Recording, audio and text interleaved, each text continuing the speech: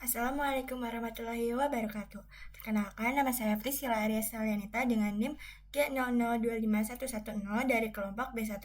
Di sini saya akan menjelaskan laporan anatomi sistem kardiorespirasi. Nah, pada laporan 1, yang pertama jelaskan sirkulasi fetal, yang kedua jelaskan salah satu gangguan akibat gagalnya penutupan struktur fetal setelah lahir, lalu yang ketiga jelaskan vaskularisasi arteri dan vena jantung. Nah, yang pertama, saya akan menjelaskan fetal sirkulasi di mana plasenta akan bermuara ke vena umbilicus, lalu ke ductus venosus, lalu ke vena porta hepatica, lalu ke vena cava inferior, lalu ke atrium dextra, lalu ke foramen ovale 1/3 ke ventriculus cordis dexter, lalu dia itu akan mengalirkan darah ke pulmonal. Lalu selanjutnya dia akan ke atrium sinistra, lalu ke ventriculus cordis sinister, lalu ke aorta, lalu ke seluruh tubuh dan kembali ke jantung melalui vena cava superior dan inferior, lalu ke atrium dextra, lalu ke ventriculus cordis dexter, lalu sebelum ke truncus pulmonalis, dia itu masuk ke ductus arteriosus, lalu ke aorta descendens, lalu ke arteri iliaca communis, lalu ke arteri umbilicalis, dan ke plasenta. Nah, selanjutnya saya akan menjelaskan gangguan pada patent ductus arteriosus atau PDA. Nah, ini tuh tentang gagalnya perkembangan ductus arteriosus menjadi ligamentum arteriosus, yang dimana pada normanya itu setelah lahir paru itu akan berfungsi, lalu ductus arteriosus ini harus menutup dalam beberapa hari. Tetapi jika tidak tertutup, maka tekanan di aorta ini akan lebih besar daripada arteri pulmonalis, sehingga darah ini akan mengalir dari aorta ke arteri pulmonalis. Nah, akibatnya itu terjadi kelebihan aliran darah ke paru, lalu jantung akan bekerja lebih keras. Nah, selanjutnya saya akan menjelaskan vaskularisasi jantung, yang dimana aorta ascendens ini memiliki dua percambangan, yaitu arteri koronia dextra sama arteri koronia sinistra. Nah, lalu si arteri koronia dextra ini memiliki 3 cabang lagi. Yang pertama itu ada ramus nodus SA sama ramus marginalis dextra. Lalu yang ketiga ada ramus interventricularis posterior atau PDA.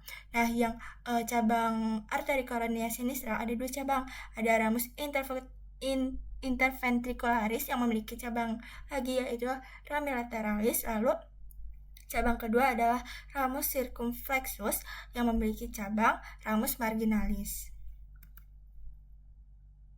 Nah, lalu selanjutnya vaskularisasi vena, yang dimana mayoritas fasa venosa pada jantung bermuara pada sinus coronarius menuju atrium dextra, lalu ke vena cardiaca magma, lalu ke vena cardiaca parva, lalu ke vena cardiaca media, lalu ke vena cardiaca posterior, lalu ke vena obliqua atria sinistra, sama vena posterior ventricularis sinistra. Sedangkan yang vena cordis minimae, dia itu akan bermuara langsung ke atrium dextra melalui si foramina venarum cavarum. Nah, selanjutnya saya akan menjelaskan laporan kedua. Yang pertama itu menjelaskan sinus-sinus paranasal yang terdapat pada hidung beserta fungsinya. Lalu sebutkan pembagian meatus nasi dan lubang muara atau drainase masing-masing sinus. Lalu jelaskan mengapa sinus maxillaris ini lebih sering mengalami sinusitis dibanding sinus lainnya. Yang pertama itu sinus maxillaris. Di sini saya akan menjelaskan sinus paranasalis dulu. Sinus paranasal ini adalah sekelompok rongga di dalam tulang kraniofasial yang berhubungan dengan kavum nasi melalui osium. Nah, sinus paranasal ini berisi udara dari bagian pernapasan rongga hidung ke dalam kranium. Sinus paranasal tersendiri ini memiliki beberapa fungsi, yaitu mengurangi berat relatif tengkorak, meningkatkan resonansi suara, lalu sebagai penyangga terhadap trauma wajah, lalu melindungi struktur yang sensitif, dan melembabkan dan menghangatkan udara inspirasi.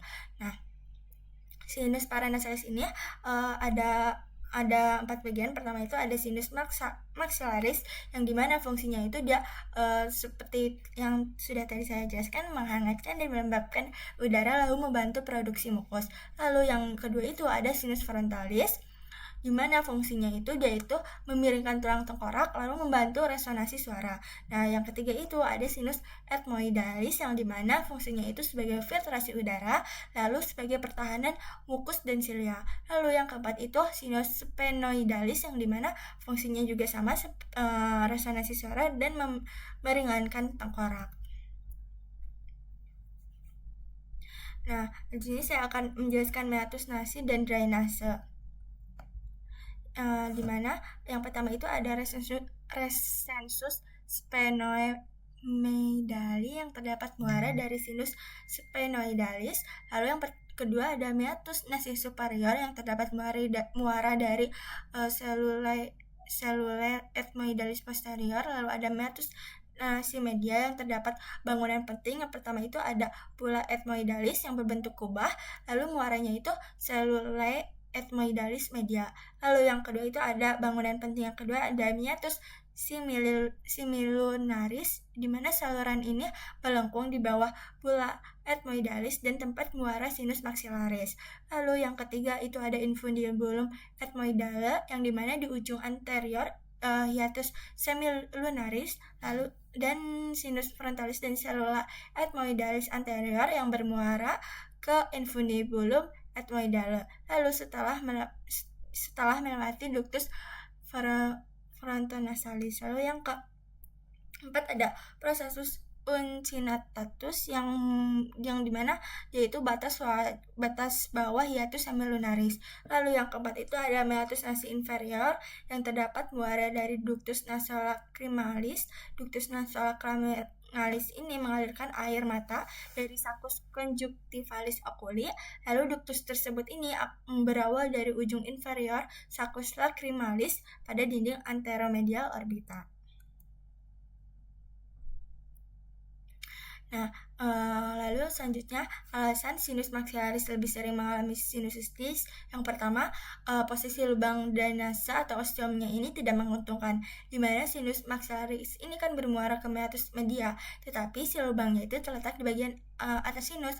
Akibatnya sakitnya itu melawan gravitasi untuk keluar, lalu dia itu mudah tertahan sehingga terjadinya jadi tempatnya itu sebagai perkembangan kuman.